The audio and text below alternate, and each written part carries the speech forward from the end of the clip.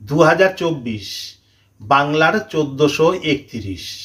এবছর বুদ্ধ পূর্ণিমা কবে, পূর্ণিমাই বা কখন লাগবে, আর স্নানের শুভ সময় এবং পুজোর শুভ সময় বা কখন।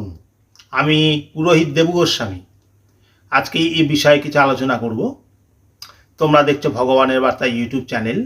ভিডিওতে যাওয়ার আগে সবার কাছে একটা অনুরোধ করব, যারা এখনো পর্যন্ত আমার চ্যানেলটিকে সাবস্ক্রাইব করনি বা নতুন যারা দেখছো তারা যারা সাবস্ক্রাইব করনি তাদের কাছে অনুরোধ করব আমার চ্যানেলটিকে সাবস্ক্রাইব করে পাশের বেল আইকনটি অন করে পাশে থাকার জন্য।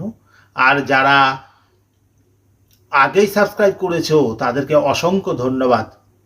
তারা লাইক করবে, শেয়ার করবে, কমেন্টস করবে। তবে আসো ভিডিওতে যাওয়া যাক। বৈশাখের পূর্ণিমায় পালিত হয় বুদ্ধ পূর্ণিমা উৎসব। এবছর বুদ্ধ পূর্ণিমা লাগছে 22শে মে সন্ধ্যা 6টা 48 মিনিটে। পরদিন 23শে মে সন্ধ্যা 7টা 23 মিনিট পর্যন্ত পুণ্যতিথি থাকবে।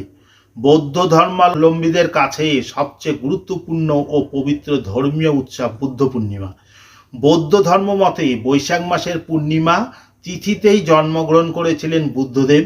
আবার এই পবিত্র তিথিতেই সাধনায় সিদ্ধি লাভ করেছিলেন এবং পরবর্তীকালে এই দিনই মহাপরিনির্বাণ লাভ করেন। বৈশাখী পূর্ণিমার দিনটি বুদ্ধের ত্রিস্মৃতি বিজড়িত। বৌদ্ধ ধর্মাবলম্বীদের পাশাপাশি হিন্দুদের কাছেও এই দিনটি অত্যন্ত গুরুত্বপূর্ণ।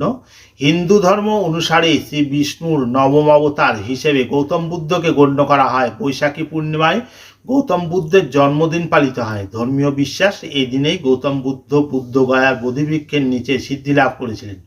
বৌদ্ধ ধর্মাবলম্বীগণ স্নান সেরে শুদ্ধ বস্ত্র পরিধান করে ভগবান বুদ্ধের বন্দনায় রত থাকেন। এই দিনে স্নানের সময় 23শে মে ভোর 4টা 4 মিনিট থেকে 5টা 26 মিনিট পর্যন্ত বিষ্ণুর উপাসনার সময়। মানে হিন্দু ধর্মাবলম্বীদের এই দিন অনেকের বাড়িতেই নারায়ণ পূজা বা সত্যনারায়ণ পূজা করা থাকে। তার শুভ সময় সকাল 10টা 35 মিনিট থেকে 12টা 38 মিনিটের মধ্যে। আজকের ভিডিওটি এ পর্যন্তই।